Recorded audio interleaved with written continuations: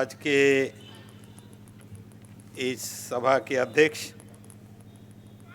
और People's Party of India Democratic के अध्यक्ष माननीय मूल निवासी हेमराज सिंह पटेल, दूसरे हमारे जो नेतागण हैं पार्टी के जो स्टेज पर है, वो सभी उपस्थित भाई और बहनों, मैं बहुत आवेश में आके भाषण देता हूँ। ये मेरे लिए ठीक नहीं है।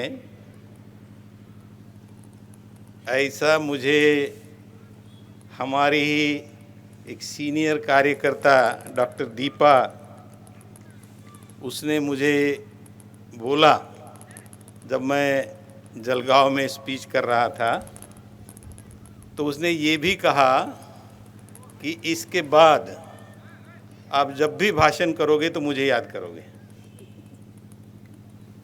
तो मैंने ज़रूर उसको याद किया और मैं कोशिश करूँगा कि मैं बहुत ज़्यादा आवेश में आके अपना स्पीच नहीं रखूँगा। फिर भी मैं अपनी बात आप तक पहुँचाने की पूरी कोशिश करूँगा। आप सभी साथियों को जय भीम। आज का जो विषय है, सत्यशोधक राष्ट्रपिता ज्योतिबा फुले यांना अपेक्षित असणारा भारत, आजची राजकीय स्थिती व PPIDची भूमिका, ये मराठी में है। मैं मोस्टली हिंदी में ही स्पीच करता हूँ। मुझे मराठी भाषिक होने के बावजूद भी सही मराठी बोलना नहीं आता, वैसे हिंदी भी नहीं आता, लेकिन मैं अपनी बात कम्युनिकेट कर सकता हूँ, तो इसलिए मैं अपनी बात हिंदी में ही रखूँगा आप लोगों के सामने।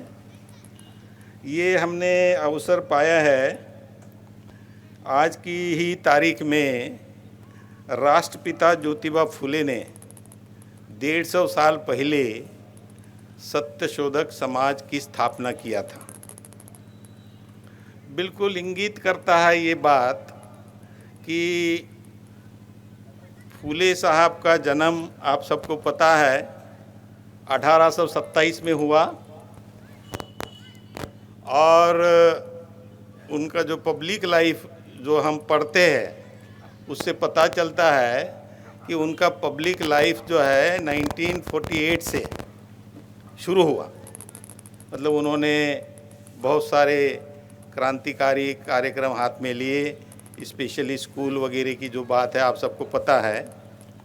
तो आप ये देखेंगे कि एक बात बहुत क्लियर है कि ये जो 20-21 साल का जो समय है उनके लाइफ का,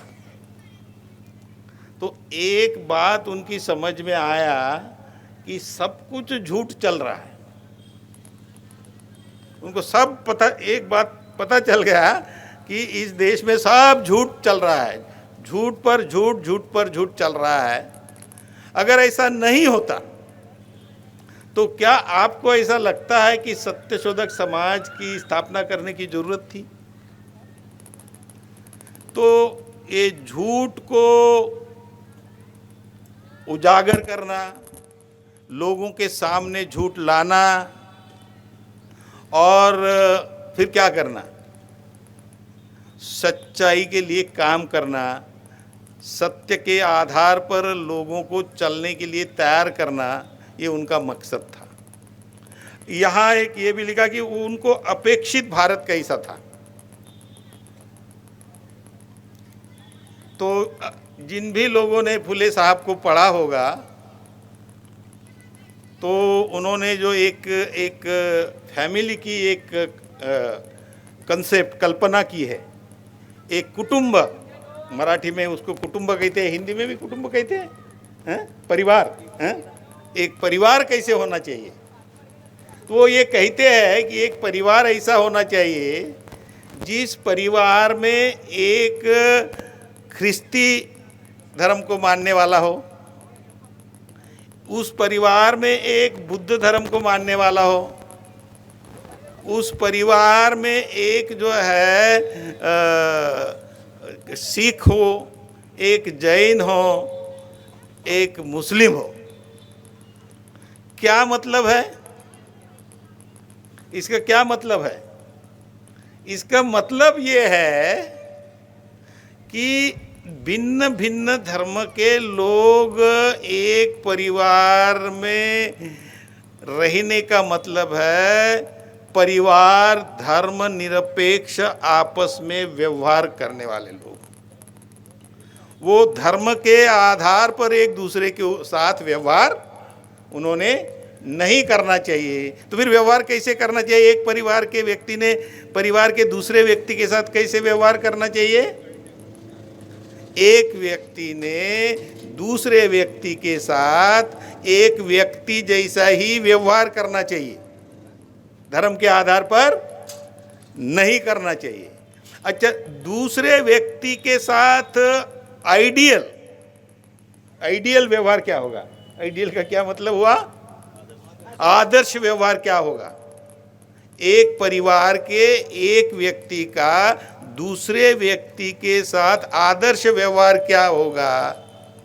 तो इसका जो पैमाना फुले साहब ने जो दिया है वो ये है कि मैं जो कुछ भी चाहता हूं मेरे लिए, मैं कुछ चाहता हूं मेरे लिए, हर व्यक्ति की इच्छा होती है, चाहत होती है।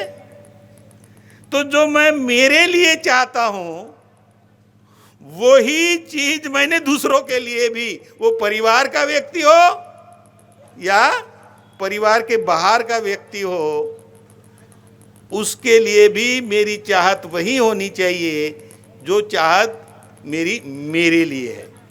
इसका मतलब ये है कि फूले साहब एक बहुत महान मानवतावादी थे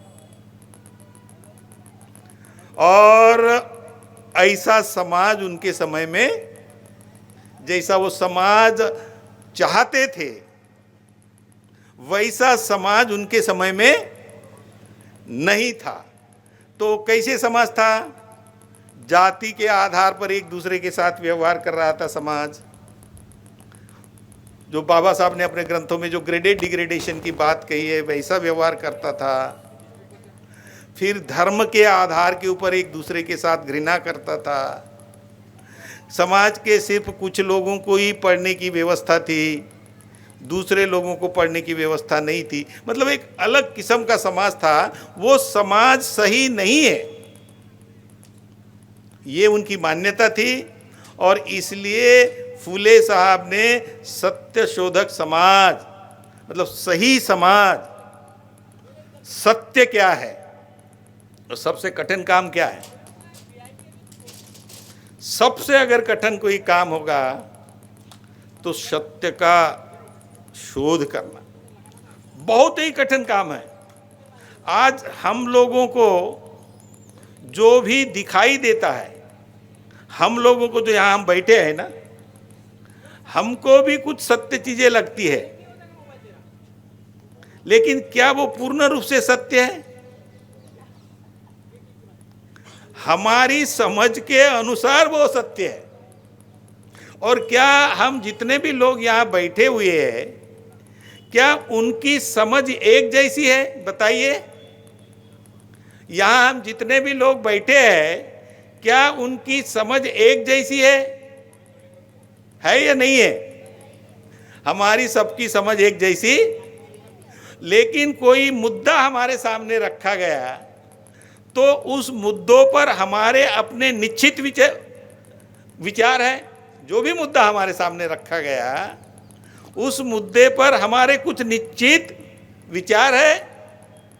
इसका मतलब हमारी दृष्टि से जो भी हमारा विचार है उस मुद्दे पे वही सही है, वही सत्य है हमारी अपनी दृष्टि से। लेकिन आपके बाजू में जो बैठा व्यक्ति है, क्या उस व्यक्ति को भी ऐसा ही लगता है कि आप जो कह रहे हैं वही सत्य है? क्योंकि वो अपने विचार के अनुरूप उस मुद्दे के ऊपर अपना विचार रखता है और उसको वो सत्य लगता है। तो आप ये देखेंगे कि सबसे कठिन काम जिंदगी में, अगर सबसे कठिन काम कुछ होगा तो सत्य का शोधन करना। और किसी भी सत्य का शोध करना है, सत्य जानना है, सत्य को जानना है तो क्या चाहिए? जानना, अगर किसी चीज को जानना है तो क्या चाहिए आपके पास? क्या चाहिए? कौन बताएगा? आप बहनें बताएगी, हमें किसी चीज को जानना है तो हमें क्या चाहिए? हमें जानकारी चाहिए। अगर किसी चीज को जानना है तो हमें जानकारी चाहिए, तो ज्ञान चाहिए। किसी चीज को सही रूप में अगर समझना है हमें, तो हमें ज्ञान चाहिए। तो वो ज्ञान जो है, अगर हमारे पास नहीं है, पर्याप्त मात्रा में हमारे पास अगर ज्ञान नहीं है, तो जो घटनाएं समाज जीवन में हो रही है, हमारे व्यक्तिगत जीवन में घटनाएं हो रही है, हमारे सामाजिक जीवन में घटनाएं हो रही है, हमारे आर्थिक जीवन में घटनाएं हो रही है, हमारे राष्ट्रीय जीवन में घटनाएं हो रही है, हमारे इंटरनेशनल लेवल पे जो घटनाएं हो रही है, उसमें सही क्या है, ये हमें पता चलेगा।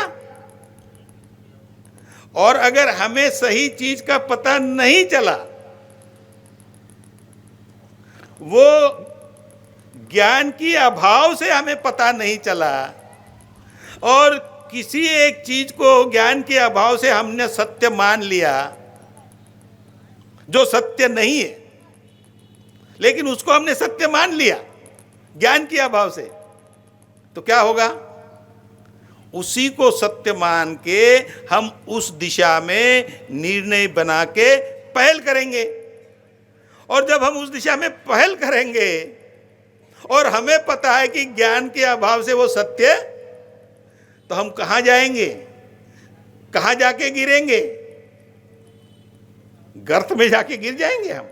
तो आज हमारे देश की स्थिति, क्योंकि यहां लिखा है कैसा भारत होना चाहिए, तो जैसे मैंने पहले बताया आपको कि फुले साहब चाहते थे कि एक परिवार में भिन्न भिन्न धर्म के लोग हो और फिर भी उनका आपस में जो व्यवहार हो वो मानवता का हो, एक व्यक्ति दूसरे व्यक्ति को व्यक्ति समझे। आज ऐसी स्थिति नहीं है। सत्य समझना सबसे कठिन है। ऐसी हालात में इस देश को कैसे आगे बढ़ाया जाए? आफ्टर ऑल, हम जो पार्टी के लोग यहां आए हुए हैं, हम क्यों आए? क्या चाहते हैं हम ये चाहते हैं कि हमारी देश की तरक्की हो। तरक्की अगर हम चाहते हैं तो क्या होना चाहिए? तरक्की करने के लिए क्या क्या चीजें होनी चाहिए? हमारे देश की आमदनी बढ़नी चाहिए। बढ़नी चाहिए, नहीं बढ़नी चाहिए?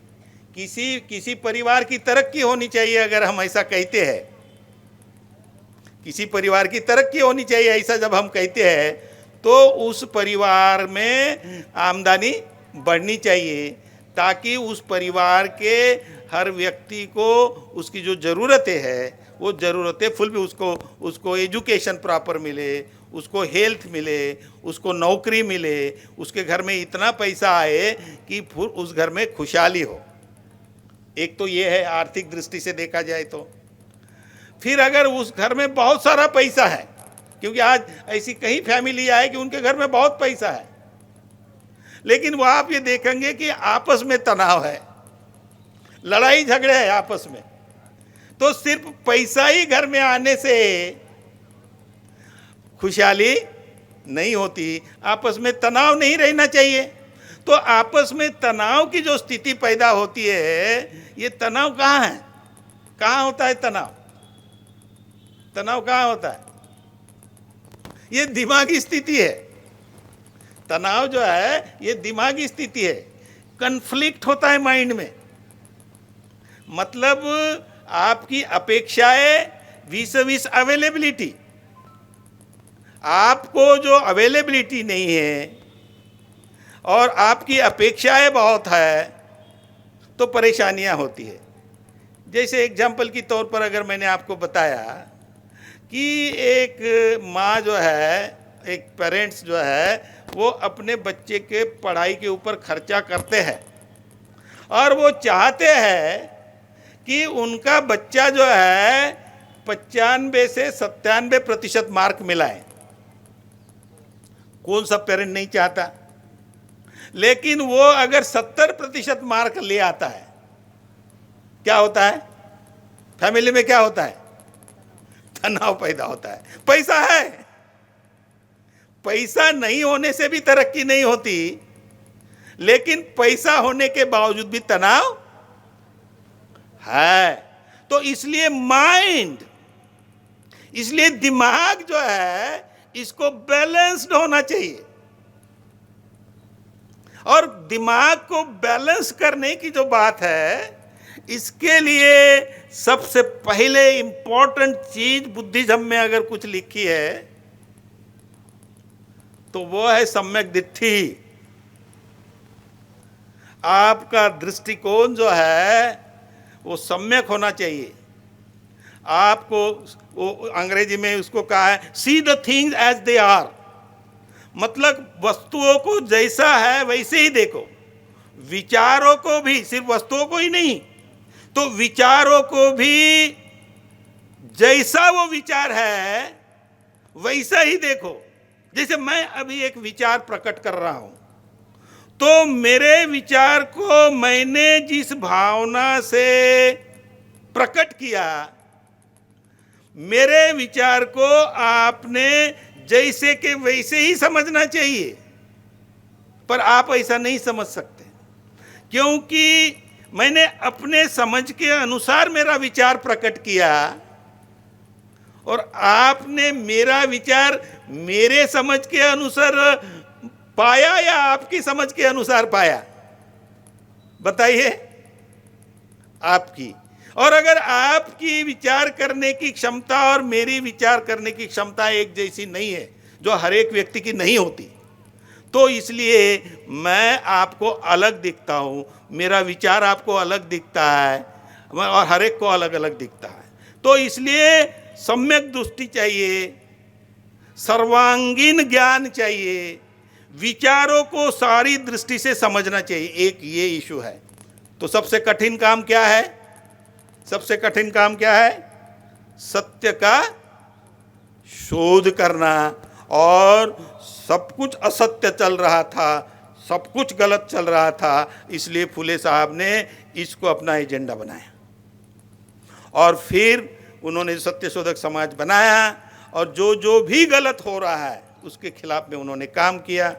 आपने देखा होगा, मैं जब पढ़ रहा था तो उसमें उन्होंने शादी ब्याह का कार्यक्रम जो है, जाति के बाहर जाके शादी करना चाहिए, जाति भेद खत्म करना चाहिए, और इसलिए उन्होंने सत्यशोधक समाज के माध्यम से दो भिन्न भिन्न जाति के लोग, जो बनाई गई जाति व्यवस्था, आर्य ब्राह्मणों ने जाति व्यवस्था बनाई, तो वो भिन्न भिन्न जातियों के लोगों की आपस में शादी कराई, वो वहाँ लिखा। फिर उन्होंने स्कूलें खोली, क्योंकि उनको लगा कि जब तक इनको समझ कब तक नहीं आएगी, तो उन्होंने स्कूलें खोली। ऐसे कई काम जो है फुले साहब ने जो किए, और इसलिए आज हम फुले साहब को याद करते हैं।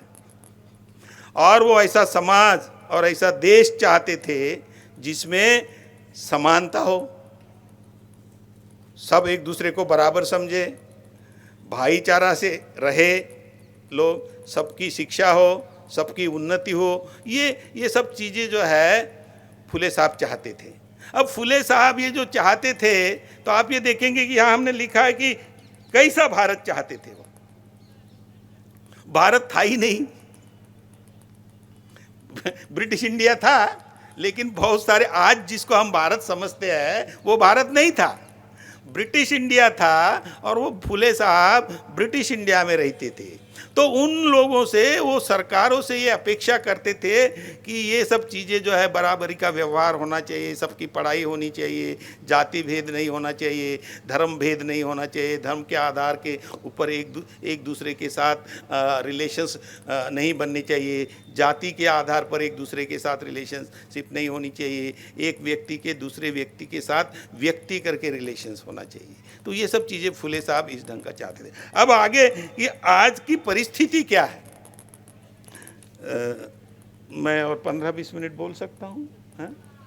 आज की क्या परिस्थिति है, एक पॉलिटिकल पार्टी की दृष्टि से अगर हम इसको एग्जामिन करते हैं तो बहुत ही भयावह स्थिति है।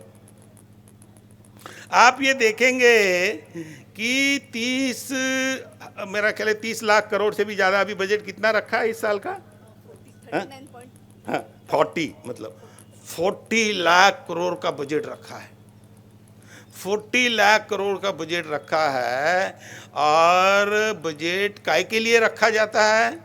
तो आमदनी, और उस आमदनी से देश के जो खर्चे हैं तो वो इस ढंग से करो खर्चे ताकि अल्टीमेटली इस देश में आर्थिक समानता आए। अब क्या स्थिति है? आज आप ये देखेंगे कि ऐसे, मतलब आप सरकारी आंकड़ों के हिसाब से भी अगर जाओगे ना तो वो ये बोल रहे हैं कि 37% लोग जो है बिलो पॉवर्टी लाइन है।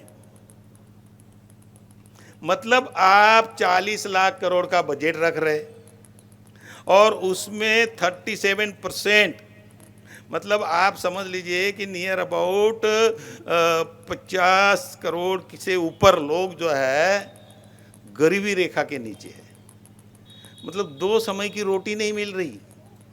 इसका मतलब जिन लोगों के हाथ में सत्ता रही है पिछले 70-72 साल से 75 साल से, जिन लोगों के हाथ में सत्ता रही है, जो खुद को बहुत लायक लोग समझते हैं, नालायक तो हम हैं उनकी दृष्टि से यहाँ का जो मूल निवासी बहुजन समाज है वो नालायक है। लेकिन जो लायक समझते हैं वो 75 साल में भी देश में आर्थिक बराबरी लाने की दिशा में फेल हो गए। अच्छा, मुझे ये बताइए, ये बच्चों, जो फेल होते हैं उसको मास्टर लायक बोलता है कि नालायक बोलता है? बेटा जोर से, जो फेल होता है उसको लायक बोलता है कि नालायक? नालायक बोलता है। तो पिछले 75 साल से जिन लोगों ने 50 से 55 करोड़ लोगों को आज भी गरीबी रेखा के नीचे रखा, उन लोगों को क्या कहना चाहिए? नालायक ही कहना चाहिए ना। लेकिन वो खुद को लायक कहते हैं। अच्छा, उनको ये समझ नहीं है क्या? भारत का संविधान उनको समझ में नहीं आता है क्या? तो आप देखेंगे कि स्थिति बहुत खराब है। एक इकोनॉमिक क्षेत्र में मैंने बताया, बाबा साहब ने, मतलब एक प्रबल राष्ट्र होने के लिए उसकी संपत्ति ज्यादा होनी चाहिए कि नहीं होनी चाहिए? एक परिवार प्रबल होने के लिए उसकी संपत्ति ज्यादा होनी चाहिए ना। तो एक राष्ट्र प्रबल होने के लिए उसकी संपत्ति ज्यादा होनी चाहिए। तो राष्ट्र की संपत्ति अच्छी करने के लिए हमारे देश का उत्पादन बढ़ना चाहिए, और वो उत्पादन बढ़ना चाहिए तो उत्पादन बनाने के साधन बढ़ने चाहिए। तो आप ये देखेंगे कि जो भी संपत्ति 2014 के पहले हमारे देश की थी, वो संपत्ति सारी 1990 तक की जो भी संपत्ति हमारे देश की थी, लिबरलाइजेशन, ग्लोबलाइजेशन और प्राइवेटाइजेशन लाकर हमारे देश की संपत्ति बेची जा रही है। तो वो प्रबल राष्ट्र होगा या दुर्बल राष्ट्र होगा? बताते रहिए, ये राष्ट्र प्रबल होगा या दुर्बल होगा? अच्छा, ये राष्ट्र की संपत्ति में आपका हिस्सा है या नहीं है? आप इस राष्ट्र के लोग हो या नहीं हो? तो अगर ये इस राष्ट्र के लोग आप हो तो इस राष्ट्र की संपत्ति में आपका हिस्सा है, होना चाहिए नहीं दीदी? है। और आपकी संपत्ति वो बेच रहे हैं, वो बेच रहे हैं। अच्छा, आपने उनको वोट दिया, वोट दिया? अच्छा, ये कह के वोट दिया कि भाई जो भी हमारे देश की संपत्ति है जिसमें मेरा हिस्सा है वो आप बेच डालना। नहीं नहीं, ऐसा वोट दिया कि ये जो राष्ट्र है इसमें मेरा हिस्सा है संपत्ति में, तो मेरा हिस्सा आप बेच डालना, ऐसा दिया? नहीं दिया। फिर उन्होंने बेचा तो आपने क्या किया? अगर मैं आपका मकान बेच दूं ना, मैं अगर आपका मकान बेच दूं तो आप लठ लेके खड़े हो जाओगे और बोलेंगे तुम कैसे बेच सकते हो मेरा मकान, ये मेरा है। उन्होंने बेच दिया, आपने कुछ नहीं किया। अब अगर आप कुछ भी नहीं करेंगे, आपका घर बेचा जा रहा है, नौकरियों की स्थिति देख लीजिए।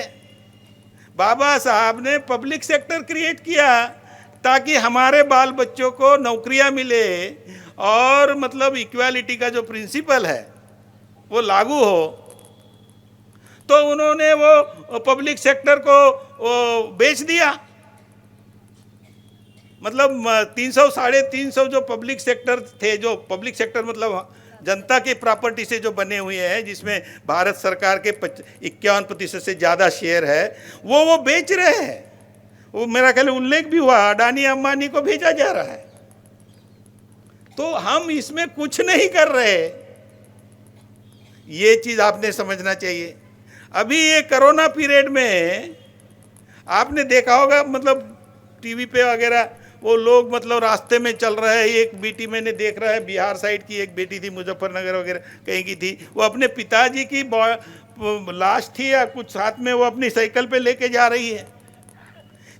उस वक्त जो अनएम्प्लॉयमेंट रेट है, क्या चाहिए हमें? चाहिए अच्छा स्वास्थ्य चाहिए, रहने के लिए घर चाहिए, नौकरी चाहिए और खान पान की व्यवस्था होनी। उन्होंने बेच डाला।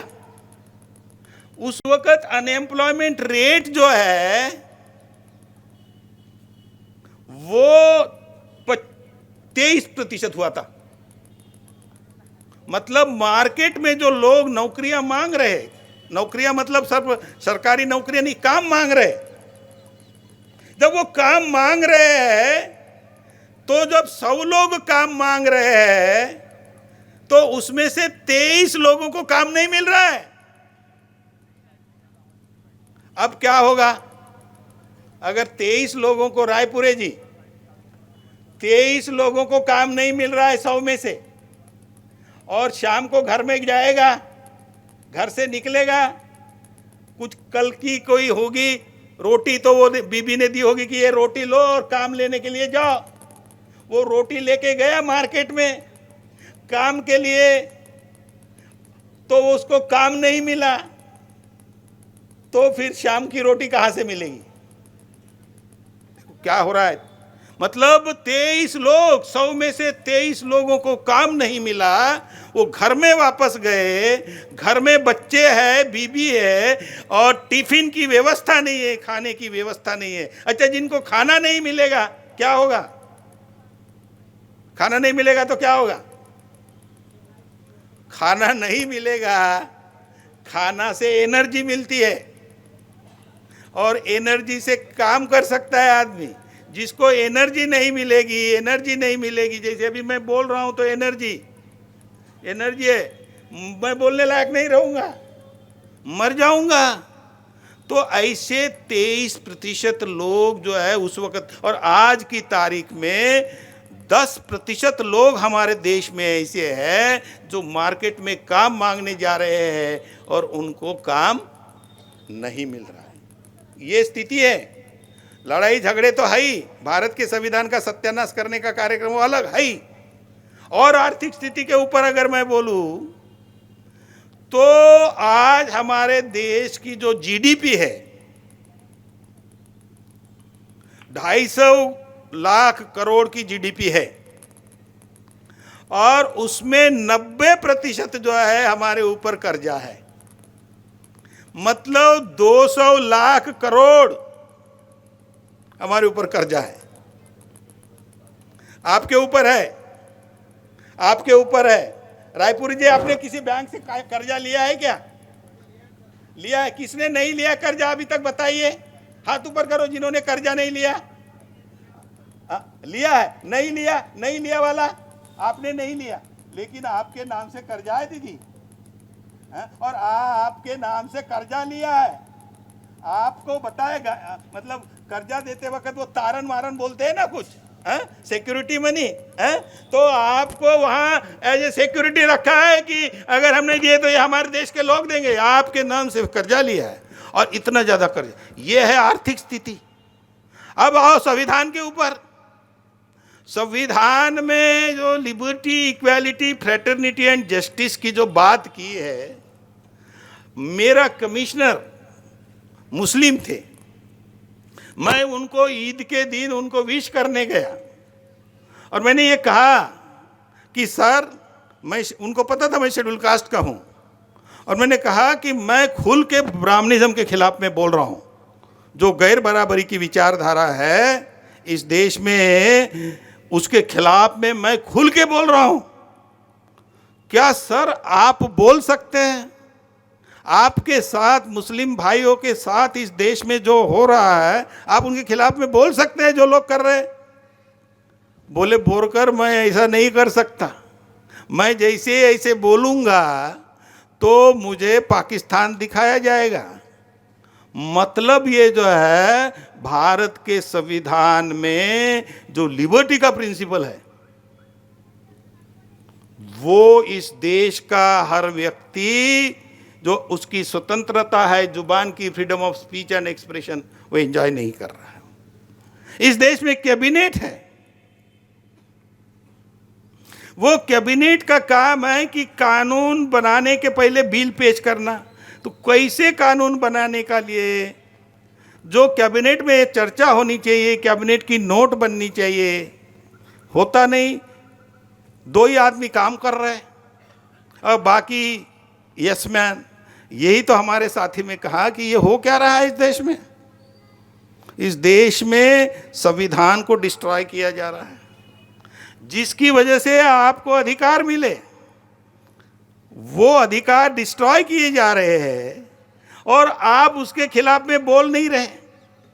तो आपके पास कुछ है, कुछ अधिकार है मतलब उनके खिलाफ में जो लोग, आप सुनने में दिलचस्पी नहीं है तो मैं बच जाऊंगा। जो लोग जो है आपके खिलाफ में पूरा व्यवहार कर रहा है, संविधान के खिलाफ में व्यवहार कर रहे हैं, जो सत्ता में बैठे हुए हैं, उनके खिलाफ में करने के लिए आपके पास कुछ अधिकार है या नहीं है? है, मुझे कम सुनाई आता है बोल रहे, क्या अधिकार है? ये उंगली दिखा रहे हैं मुझे, ये ठीक बात नहीं है, किसी को उंगली दिखाना, भीमटे साहब, उंगली दिखाना ठीक बात नहीं है। आपके पास अधिकार है, वो वोट का अधिकार है और उसका आपने सही इस्तेमाल पिछले 70 साल से नहीं किया। तो ये क्यों नहीं किया? आपको पता नहीं है। जिनको घर में जो है माँ बाप कमा के लाते हैं और बच्चे जब उड़ाते हैं पैसा, तब माँ बाप बोलते हैं एक एक पैसा कमाने के लिए कितनी मेहनत करनी पड़ती है, बेटा तुझे पता नहीं है। ये वोट जिस बाप ने हमें दिलवाया, उसको पता था कि ये दिलाने के लिए कितनी परेशानी हुई उनको, हम लोगों को पता नहीं है।